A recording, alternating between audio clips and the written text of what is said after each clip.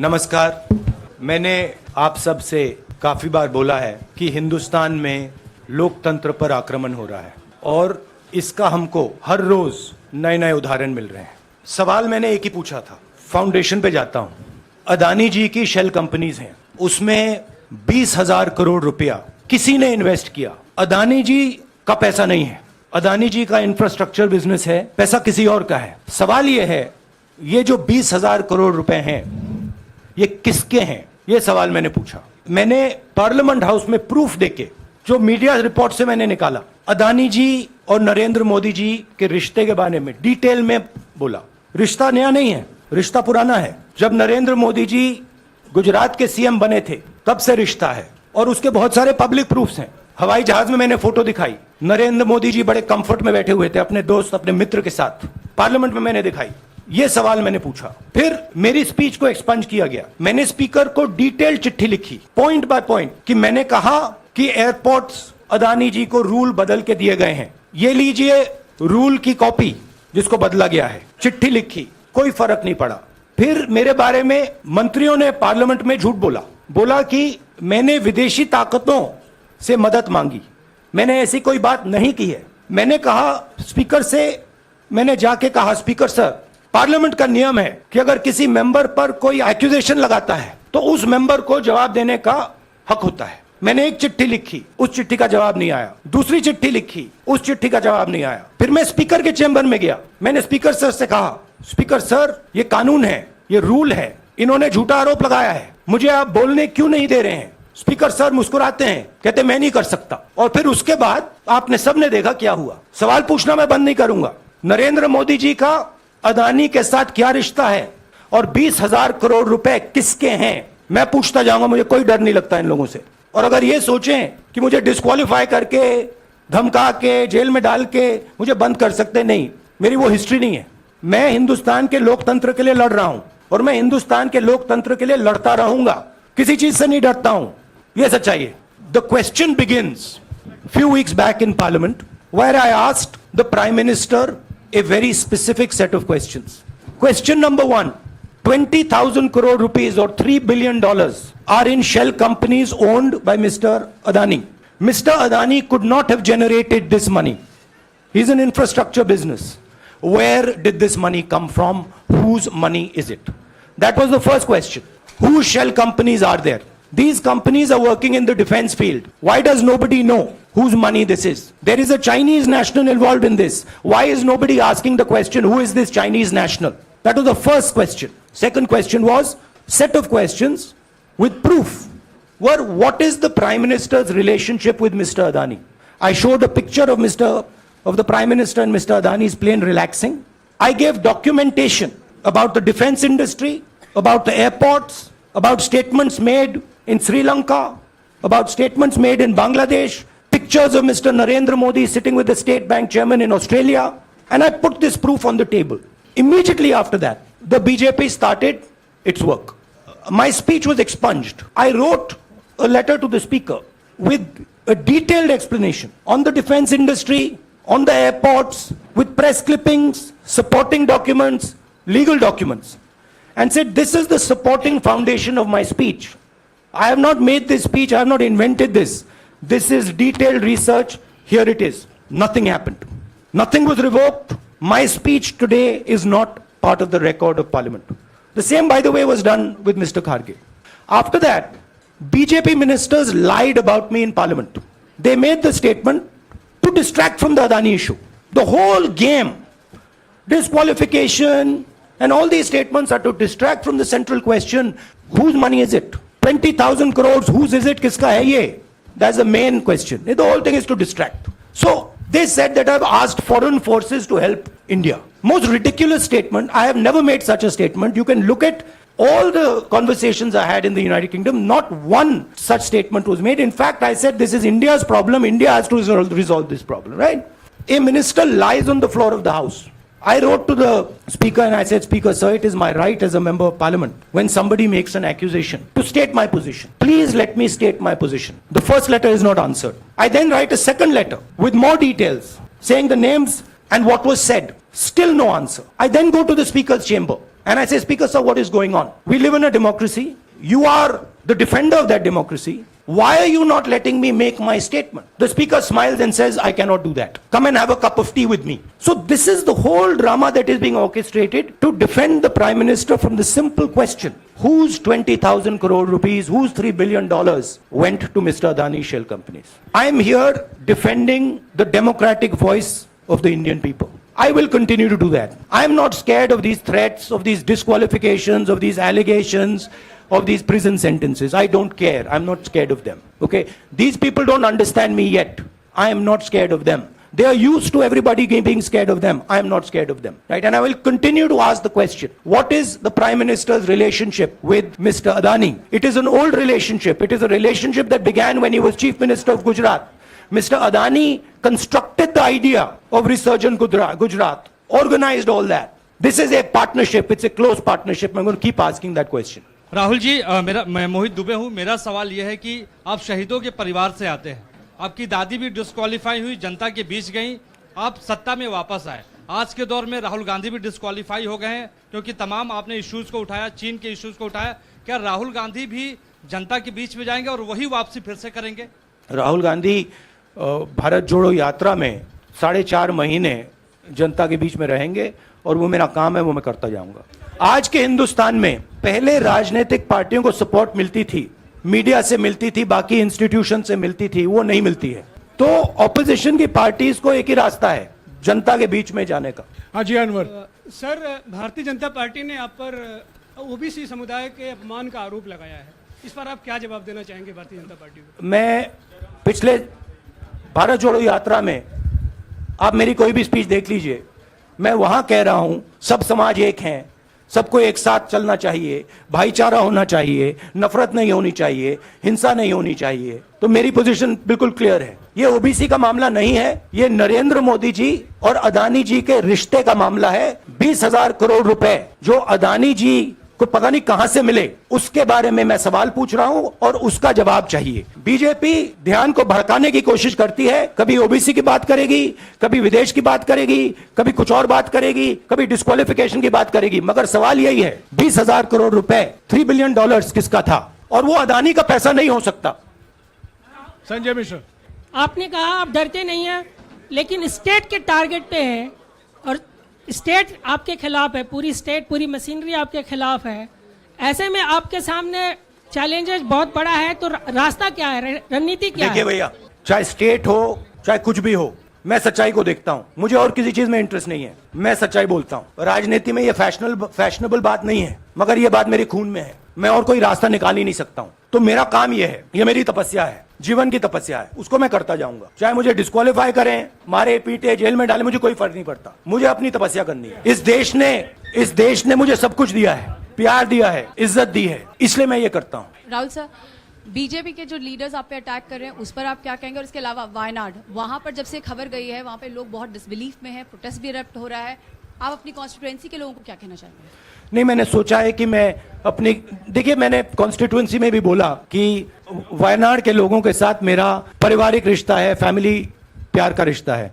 तो मैंने सोचा कि मैं वायनाड के लोगों के लिए अपनी एक चिट्ठी लिखूं उनके लिए कि मेरे दिल में उनके लिए क्या है, तो वो तो मैं रिजॉल्व कर दूंगा। उनका, देखिए बीजेपी के नेताओं का काम यही है।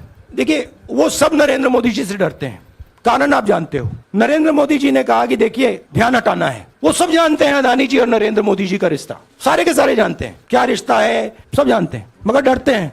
तो अगर नरेंद्र मोदी जी ने उनसे कहा कि भैया ध्यान उधर करो, ध्यान उधर करेंगे। मगर सवाल यही है 20,000 करोड़ रुपए किसका है?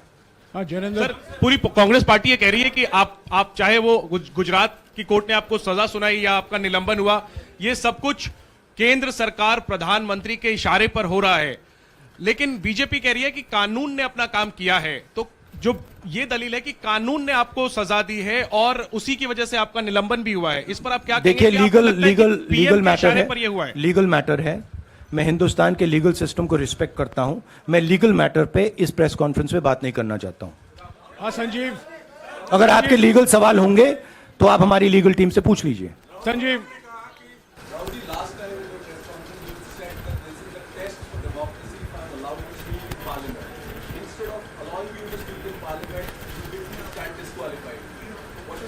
No, look, please understand why I have been disqualified. I've been disqualified because the Prime Minister is scared of my next speech. He's scared of the next speech that is going to come on Adani. I've seen it in his eyes. So he's terrified of the next speech that is going to come, and they don't want that speech to be in Parliament. That's the issue. That is why, first the distraction, now the disqualification. Please don't be confused about this matter. There is a deep relationship between Narendra Modi ji and Mr. Adani.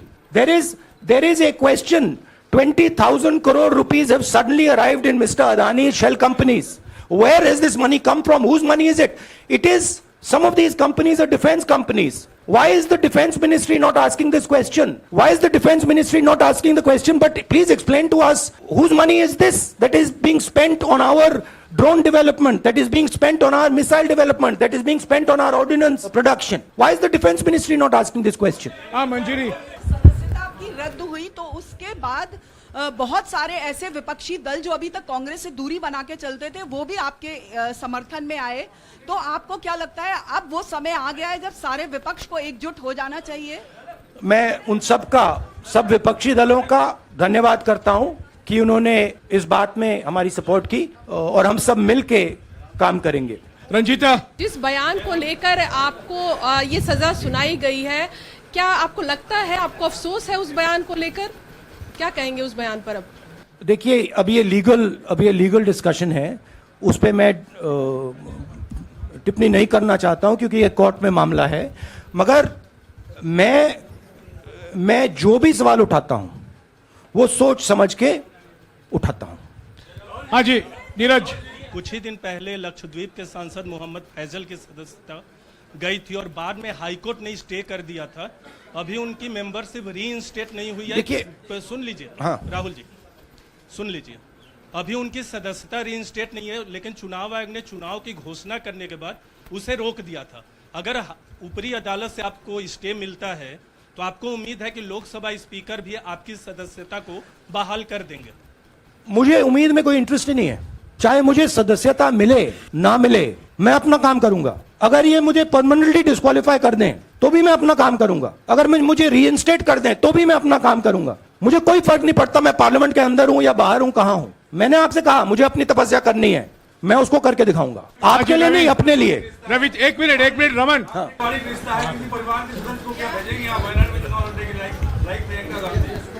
It is not up to me, it is up to Congress president कौन जाएंगे। दोनों मुख्यमंत्रियों का भी अडानी जी से रिश्ता है, उनके साथ लेन देन का मामला, उसका कहा जाए धंधे का मामला है।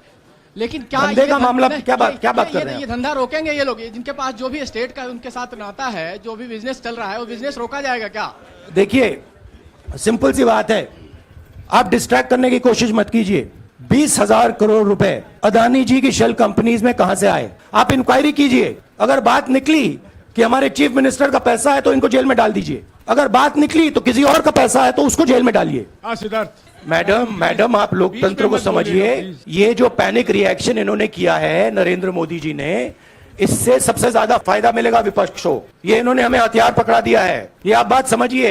ये मोदी जी पैनिक में आ गए कि बात निकल जाएगी, ये 20,000 करोड़ रुपए किसके हैं, डर गए, घबरा गए। इन्होंने पूरा सीक्वेंस शुरू कर दिया। ये विपक्ष को सबसे बड़ा इन्होंने हथियार दिया है। राहुल जी, क्योंकि जनता के माइंड में अब एक सवाल आ गया है कि जनता जानती है कि अदानी जी भ्रष्ट व्यक्ति है। अब जनता के माइंड में यह सवाल उठा है कि इस भ्रष्ट व्यक्ति को हिंदुस्तान का प्रधानमंत्री क्यों बचा रहा है। यह मतलब अब सब कुछ बीजेपी के लोग, नरेंद्र मोदी जी सब कुछ इस व्यक्ति को बचाने के लिए क्यों कर रहे हैं। दूसरा सवाल, बीजेपी के लोगों ने कहा कि अदानी पर आक्रमण देश पर आक्रमण है। मतलब इनके माइंड में देश अदानी है और अदानी देश है। बात समझिए। राहुल जी मेरा सवाल आपसे ये है कि जब आप ये फैसला सामने आया, आपको मैक्सिमम पनिशमेंट जो है इसमें हो सकती है वो आपके लिए मुकर्रर की गई।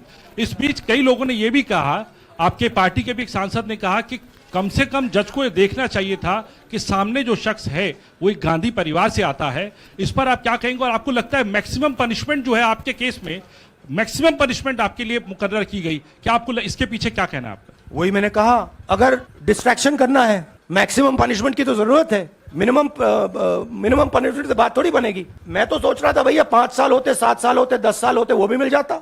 मुझे क्या फर्क पड़ रहा है? या राजदीप